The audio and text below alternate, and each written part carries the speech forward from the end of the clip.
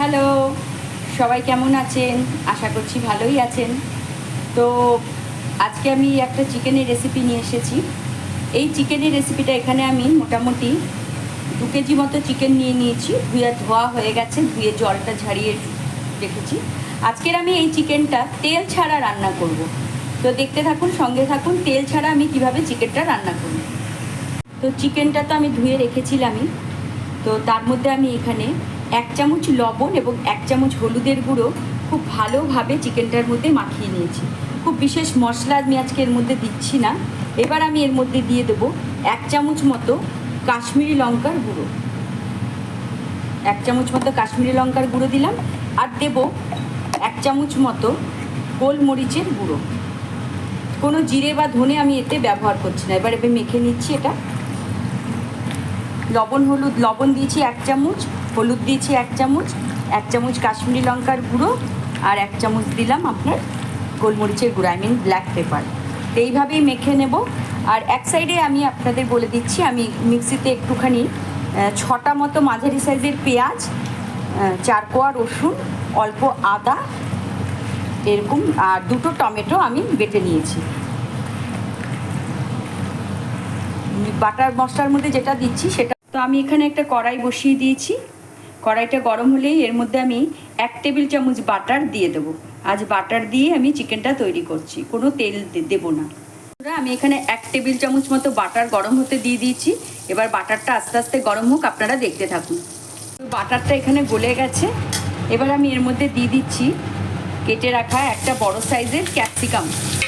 তো আমি এই ক্যাপসিকামটাই আজকে বাটারের মধ্যে ফোড়ন দিয়ে চিকেনটা রান্না করছি। ফোড়নে আজকে আমি ক্যাপসিকামই দিলাম। তো দেখতে থাকুন,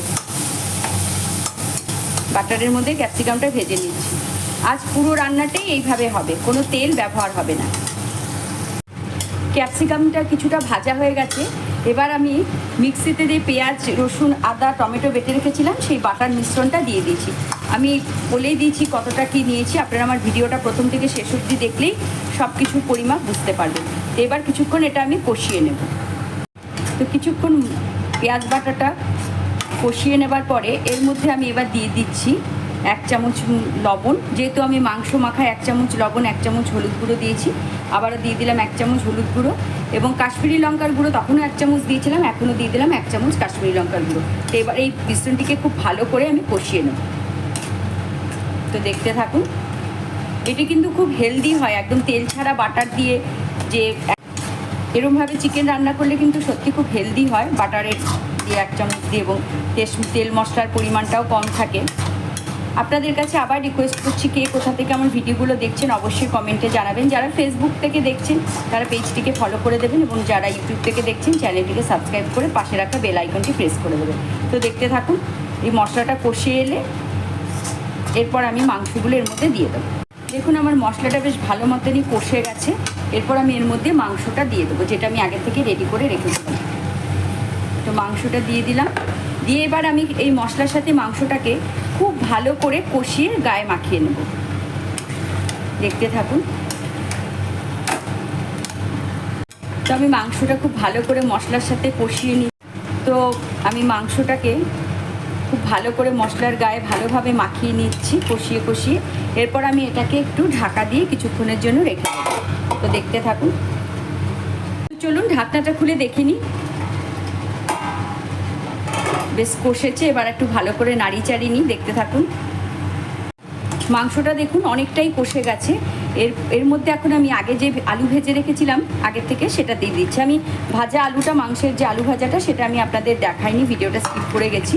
তো বেশ অনেকগুলো আলুই আমি ভেজেছি মাংসের জন্য, কারণ আমাদের বাড়িতে সবাই মাংসের আলু খেতে ভীষণ ভালোবাসে। আমি প্রত্যেকটা ভিডিওতেই বলি আপনাদেরকে।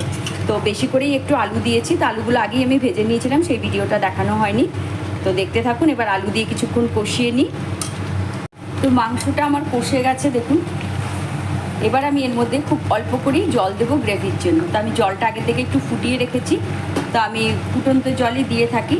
তো খুব অল্প করে জল আমি মাংসের মধ্যে দিয়ে দেবো। খুব বেশি ঝোল রাখবো না, তো অল্প জলই দিলাম। মোটামুটি এখানে আমি 1.5 বাটি মতো জল দিয়েছি, মাঝারি বাটি 1.5 বাটি মতো। তো এইবার আমি এটা ঢেকে দেবো। ঢেকে দিলে এবার আস্তে আস্তে এটা হতে থাকুক। তো দেখুন মাংসটা খুব ভালোভাবে ফুটে গেছে, সেদ্ধ তো হয়েই গেছে, গ্রেভিটাও বেশ ঘন ঘন হয়ে এসছে। দেখে মনেই হচ্ছে না যে আমি তেল ছাড়া আজকে মাংসটা রান্না করেছি। দেখুন কি সুন্দর লাগছে, মাংসের গা থেকে একটু তেল ছেড়েছে, আর বাটার তো দেওয়াই ছিল এক চামচ মতো, টেবিল চামচ। তো এরপর নামিয়ে আমি আপনাদেরকে দেখাচ্ছি যে দেখতে কেমন হলো। তো আমার মাংসটা হয়ে গেছে, আমি নামিয়ে নিয়েছি। দেখুন কি সুন্দর রঙটা হয়েছে। আপনারাও কিন্তু এরকমভাবে তেল ছাড়া বাটার দিয়ে চিকেন রান্না করে খেতে পারেন, সত্যি খুব ভালো হয়। মানে যেই পরিমাণগুলো আমি দিয়েছি সব ভিডিওতেই আছে, প্রথম থেকে শেষ অবধি দেখলেই বুঝতে পারবেন। দেখুন চিকেনের রঙটাও খুব সুন্দর হয়েছে এবং দেখতেও খুব সুন্দর হয়েছে। তো আমার আজকের ভিডিও এই পর্যন্ত। সবাই ভালো থাকবেন। আবারও সবার কাছে রিকোয়েস্ট করছি, যারা ফেসবুক থেকে দেখছেন পেজটিকে ফলো করে দেবেন, এবং যারা ইউটিউব থেকে দেখছেন তার চ্যানেলটিকে সাবস্ক্রাইব করে পাশে রাখা বেল আইকনটি প্রেস করে দেবেন। তো আজকে এই পর্যন্তই, আবার একটা ভিডিও নিয়ে আপনাদের সাথে দেখা হবে। ততক্ষণ টাটা।